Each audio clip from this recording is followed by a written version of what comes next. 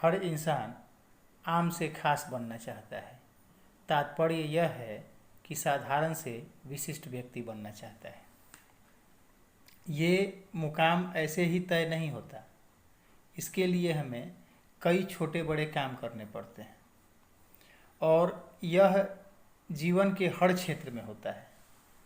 चाहे हम अपने जीवन के किसी क्षेत्र में कोई भी काम करें तो हमको अचानक सफलता नहीं मिलती। उसके लिए हमें कई बार असफल भी होना पड़ता है और निरंतर छोटे बड़े प्रयास करने पड़ते रहते हैं। ठीक यही बात पठन पाठन के सिलसिले में भी लागू होती है। आज के ज़माने में न तो परशुराम जैसे गुरु मिलेंगे और न ही कर्ण जैसे शिष्य।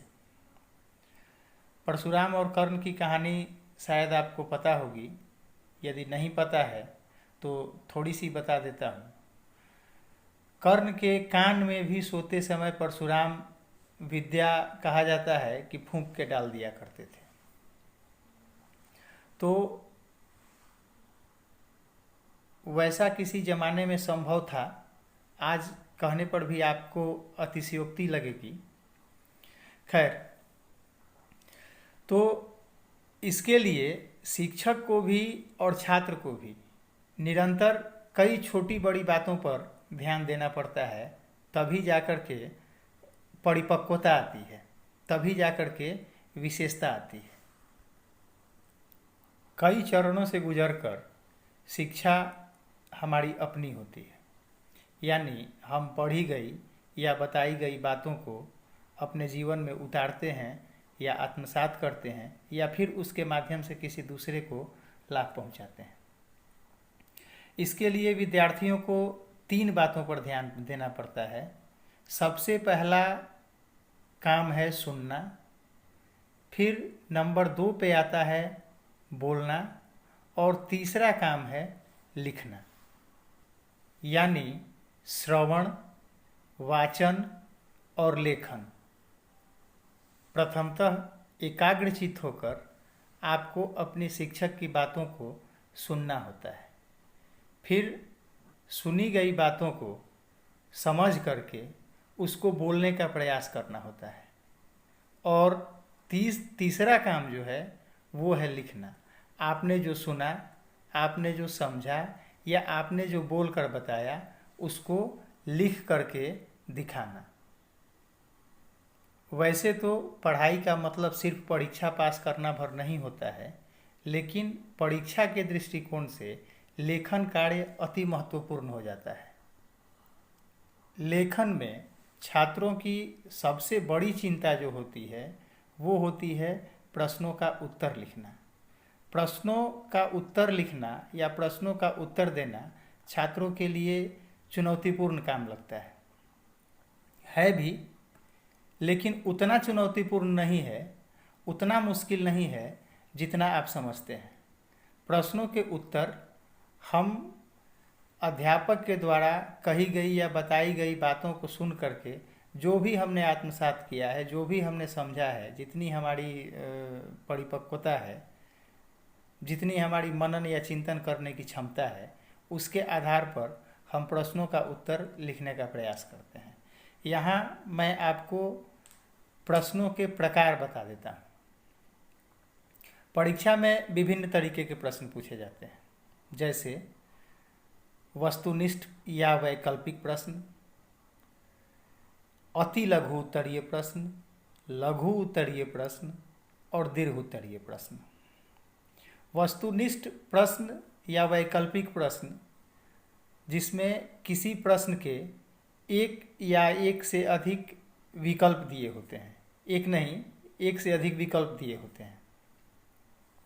आपको दिए गए विकल्पों में से ही प्रश्नों के उत्तर खोज करके लिख देने होते हैं। दूसरा है अति लघु उत्तरीय प्रश्न। तो ऐसे प्रश्नों का उत्तर आप एक शब्द में, एक वाक्य में या अधिकतम 2 वाक्य में लिख सकते हैं। लघु उत्तरीय प्रश्नों के उत्तर लिखने के लिए 4, 5 या 6 वाक्य हमको लिखना पड़ता है। 4, 5 या 6 वाक्य लिखने का मतलब समझिए कि आपको अपने उत्तर में कम से कम 4 या 5 जगह पूर्ण विराम का प्रयोग करना पड़ता है। दीर्घ उत्तरीय प्रश्न के उत्तर अपेक्षाकृत लंबे होते हैं। दीर्घ उत्तरीय प्रश्नों के उत्तर आप 150 से 200 या 250 शब्दों तक लिख सकते हैं। इसमें वाक्यों की संख्या यदि ली जाए तो वाक्यों की संख्या 10 से अधिक 12-15 तक आप लिख सकते हैं। अब आइए प्रश्नों की प्रकृति पर। तो कोई भी प्रश्नों की प्रकृति दो तरीके की होती है, एक तथ्यात्मक और दूसरा व्याख्यात्मक। तथ्यात्मक प्रश्न अधिकतर, जैसा कि मैंने पहले कहा कि वैकल्पिक प्रश्न, तो वैकल्पिक प्रश्नों के उत्तर अधिकतर तथ्यात्मक होते हैं। तथ्यात्मक और व्याख्यात्मक को ठीक से समझ लीजिए। तथ्यात्मक प्रश्नों के उत्तर देते समय हमको सिर्फ तथ्य संबंधी बातें लिखनी होंगी। थोड़ा सा आपको पीछे लेके चलता हूँ। आपने वर्ग 9 में एक पाठ पढ़ा होगा ल्हासा की ओर, जिसको राहुल सांकृत्यायन के द्वारा लिखा गया है। ल्हासा की ओर पाठ शीर्षक पाठ में पूछे गए अधिकतर प्रश्न तथ्यात्मक हैं। कहने का मतलब ये है कि लेखक किस रास्ते से तिब्बत गया, तिब्बत में उसके स्थानीय दोस्त का नाम क्या था, उसके स्थानीय दोस्त की जाति क्या थी। ऐसे प्रश्नों के उत्तर जो निहित है, जैसे उसके दोस्त का नाम सुमति था, उसकी जाति मंगोल थी, वह छुपते छुपाते तिब्बत पहुंचा इत्यादि, तो यहाँ जो तथ्य है वही हमको लिखना होता है। अब आइए व्याख्यात्मक प्रश्नों पर। तो जैसे तिब्बत में हथियार का कानून क्या था, तो यहाँ इस प्रश्न में तथ्य ये है कि तिब्बत में हथियार का कानून नहीं था। बाकी अब इसकी व्याख्या करने के लिए हम कई तरीके की बातें इसमें लिखते हैं। आपने भी लिखा होगा कि वहाँ हथियार का कानून नहीं था, लोग लाठी डंडे की तरह हाथ में लेकर के हथियार घूमते थे, चोर डकैत या लुटेरे जो होते थे वो पहले राहगीरों को मार देते थे, फिर लूटते बाद में थे, इस तरीके की बातें। तो ये सारी वहाँ ऐसा कानून क्यों था, क्यों नहीं था, ये व्याख्यात्मक प्रश्न है। या वहाँ की भौगोलिक बनावट जो थी, पुलिस प्रशासन को पहुँचने में देरी होती थी, ये आप अपने से बातें, मेरे कहने का मतलब है कि बातें बना करके जोड़ घटाव करके व्याख्या कर सकते हैं। एक और छोटे से उदाहरण से समझिए। जैसे आपसे पूछा जाता है कि भारत कब आज़ाद हुआ, भारत किस दिन आज़ाद हुआ, तो इस प्रश्न का उत्तर निश्चय ही या निश्चित रूप से आपको 15 अगस्त 1947 ही लिखना पड़ेगा। तो यह तथ्य है। अब आपसे पूछा जाता है कि आज़ादी के आंदोलन में महात्मा गांधी की क्या भूमिका रही, तो यह एक तरीके का व्याख्यात्मक प्रश्न है। इसका उत्तर आप अपनी जानकारी के हिसाब से, अपनी समझ के हिसाब से, अपने विचार के हिसाब से चाहे जैसे लिखें।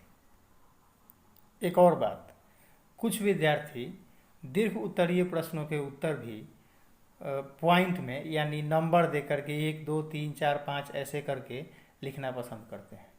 तो नंबर दे करके प्रश्नों का उत्तर लिखने का बहुत बड़ा फ़ायदा भी है और बहुत बड़ा नुकसान भी है। मान लीजिए कि आपको 5 नंबर के प्रश्न के उत्तर लिखने हैं, या जो प्रश्न आपको मिला है लिखने के लिए वो 5 अंक का है। आपने 5 अंक के प्रश्न के लिए यदि 5 पॉइंट में 5 वाक्य कुछ प्रश्न के उत्तर से संबंधित लिख दिए, और यदि आपके वो 5 वाक्य सही हैं तो आपको 5 में 5 नंबर मिल जाता है। 4 सही है तो 4 नंबर मिल जाता है। लेकिन खुदा न खास्ते यदि वो 5 पॉइंट गलत हो गए तो आपका पूरा 5 का 5 नंबर चला जाता है। तो इस लिहाज से वो फायदेमंद भी है और नुकसानदायक भी है। यदि आप व्याख्यात्मक तरीके से उस प्रश्न का उत्तर लिखते हैं तो इसका कहीं ना कहीं आपको फायदा होता है।